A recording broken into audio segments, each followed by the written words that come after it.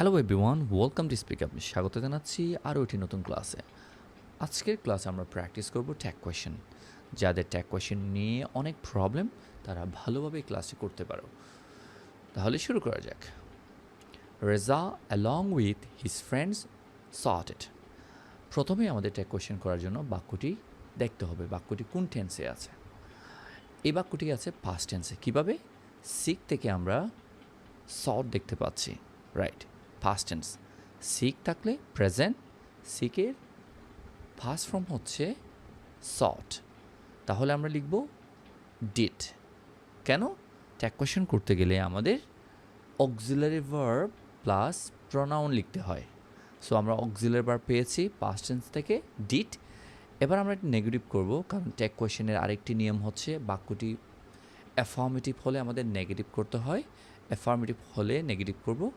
বাক্যটি যদি নেগেটিভ হয় আমরা অ্যাফার্মেটিভ করব, রাইট? তো আমরা বাক্যটা দেখতে পাচ্ছি অ্যাফার্মেটিভ, আমরা লিখছি ডিডন্ট। এখন আমাদের প্রনাউন লিখতে হবে, প্রনাউন।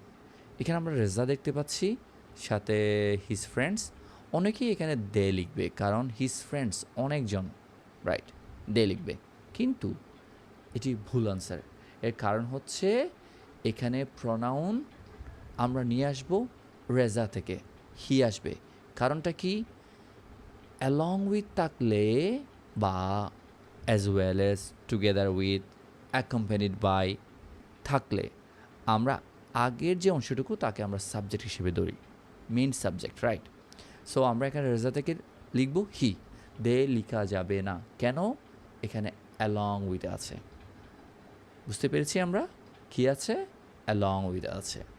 ওকে, এই যে একটু খেয়াল করা যাক। রেজা আমাদের মেন সাবজেক্ট, অ্যালং উইথ থাকার কারণে। অ্যালং উইথের জায়গায় যদি আমরা অ্যান্ড দেখতে পেতাম তখন কিন্তু আমরা দে লিখতে পারতাম, রেজা এবং তার ফ্রেন্ডস। কিন্তু এখন হচ্ছে রেজা। কারণটা কি? অ্যালং উইথের কারণে। কারণটা কি? অ্যালং উইথের কারণে। অলরাইট, এরপর হচ্ছে হিড হ্যাভ ডান ইট আর্লিয়ার। আমরা এখানে দেখতে পাচ্ছি হিড কন্ট্রাকশন।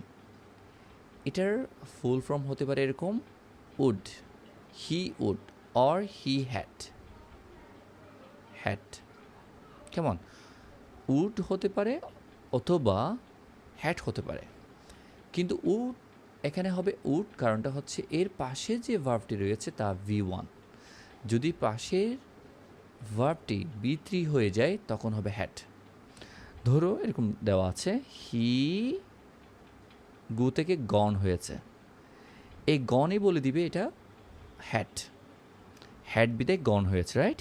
ঠিক একইভাবে এখানে হ্যাভ আছে, যদি এটা হ্যাড হয়ে যেত মানে পাস্ট পারফেক্ট মনে করতাম, হ্যাডের কারণে বারবার পাস্ট পার্টিসিপল ফর্ম হয়েছে এরকম মনে করতাম। সো এখন আমরা এখানে লিখব উড। উড নেগেটিভ করতে হবে, wouldn't, wouldn't he. Next one, it is he who thought little about it. তাহলে আমরা এখানে লিখব ডিড। আমরা কিন্তু ডিডন্ট লিখতে পারবো না, কারণ এখানে লিটল আছে। কয়েকটি ওয়ার্ড আছে যারা সবসময় নেগেটিভ, তার মধ্যে একটি হচ্ছে লিটল। আমি এখানে ছবি দিয়ে দিচ্ছি, দেখে নাও।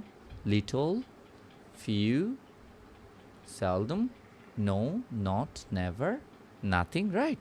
সো এখানে লিটল আছে, আমরা নেগেটিভ করতে পারবো না। আর এখানে ডিডের পরে আমরা কী নিব? ইট নিব না হি নিব? আমরা নিব হি, কারণ এখানে হি হচ্ছে আমাদের মেইন ভার্ব। কীভাবে? ইট কিন্তু আনা হয়েছে জোর দেওয়ার জন্য। যেমন আমরা বলি আমি করি, আবার আমরা জোর দিয়ে আমরা এবার বলতে পারি আমি করেছি, আমি, আমি করেছি। তখন বলা হবে ইট ইজ আই। সে করেছে, it is he, right? So এখানে হি হচ্ছে আমাদের জন্য সাবজেক্ট।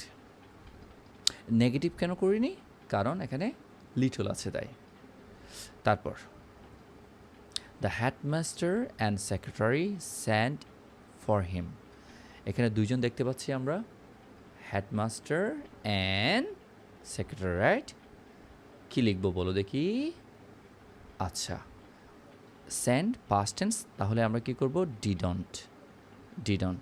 আমরা কিন্তু দে লিখতে পারবো না, যদিও মনে হচ্ছে এখানে দুইজন, কিন্তু এখানে 2 জন নয়। একটা দি থাকা মানে হচ্ছে একজন, এখানে হবে হি। কেমন? যে হেডমাস্টার সেই আবার সেক্রেটারি। যদি এখানে আলাদা ব্যক্তি হতো তখন এখানে একটা দি থাকতো, এখানে দ্য সেক্রেটারি, রাইট? সো যখন একটা দি থাকবে তখন হবে একজন ব্যক্তি, আর যখন 2টি দি থাকবে তখন 2 জন, রাইট? সো এখানে আমরা লিখব ডিডন্ট হি, যে হেড টিচার সেই আবার সেক্রেটারি, কারণ এখানে কোনো দি রাখা নেই। কি রাখা নেই? দি রাখা নেই। বুঝতে পেরেছি আমরা? বুঝতে পেরেছি? একটু কঠিন লাগছে, রাইট? একটু কঠিন, রাইট? এরপর the father popped in him seeing the hapless child. এখানে সাবজেক্ট হচ্ছে দ্য ফাদার। অনেকে ফাদার থেকে হি দিবে, কিন্তু এটা হি হবে না। ফাদারের আগে, মাদারের আগে যদি আমরা দি দেখি তাহলে আমাদের মনে করতে হবে ইট। পিপড হচ্ছে পাস্ট, তাহলে আমরা লিখছি ডিডন্ট ইট। কেন ইট লিখেছি আমরা? কারণ দ্য ফাদার, দ্য মাদার, এর জন্য আমাদের কী লিখতে হয়? ইট লিখতে হয়, কারণ মাদার মানে হচ্ছে মা, আর দ্য মাদার মানে হচ্ছে মাতৃত্ব, রাইট? ঠিক একইভাবে দ্য ফাদার থেকে আমরা লিখবো এখানে it. Next one should keep one's promise.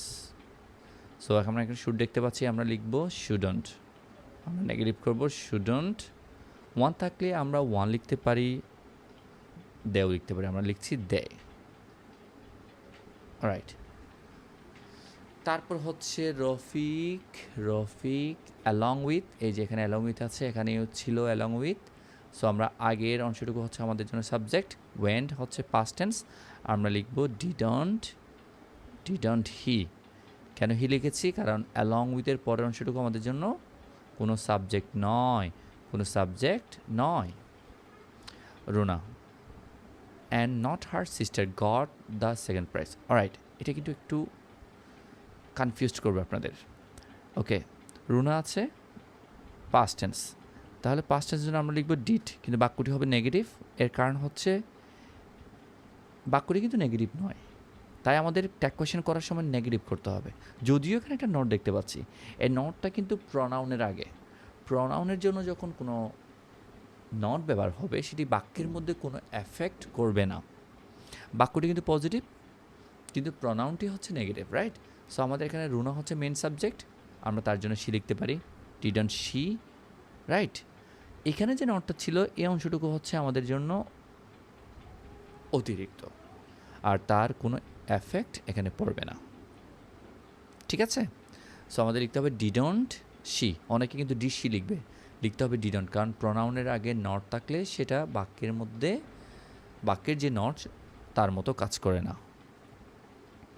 তারপর হচ্ছে দ্যাট ইজ, এখানে আমরা দেখতে পাচ্ছি, তারপর is preferable two dishonour, right? So এখানে ইজ, এটা ইজি, ইজন্ট করবো আমরা ইজন্ট, দ্যাটের জন্য ইট, রাইট? ইজি। তারপরেরটি হচ্ছে ইট আছে রেন্স, তাহলে আমরা এখান থেকে নিয়ে আসবো ডাস, কিন্তু আমরা নেগেটিভ করতে পাবো না, এখানে স্কার্সলি আছে, রাইট? এখানে করবো ইট। কতগুলো শব্দ আছে আবার দিয়ে দিচ্ছি, এই শব্দগুলো থাকলে নেগেটিভ হয় না, ঠিক আছে? তা আমরা নেগেটিভ করতে পারবো না, তো আশা করি তোমাদের প্রবলেম সলভ হয়ে যাবে। ওকে, মিলিয়ে নাও কার কয়টি হয়েছে।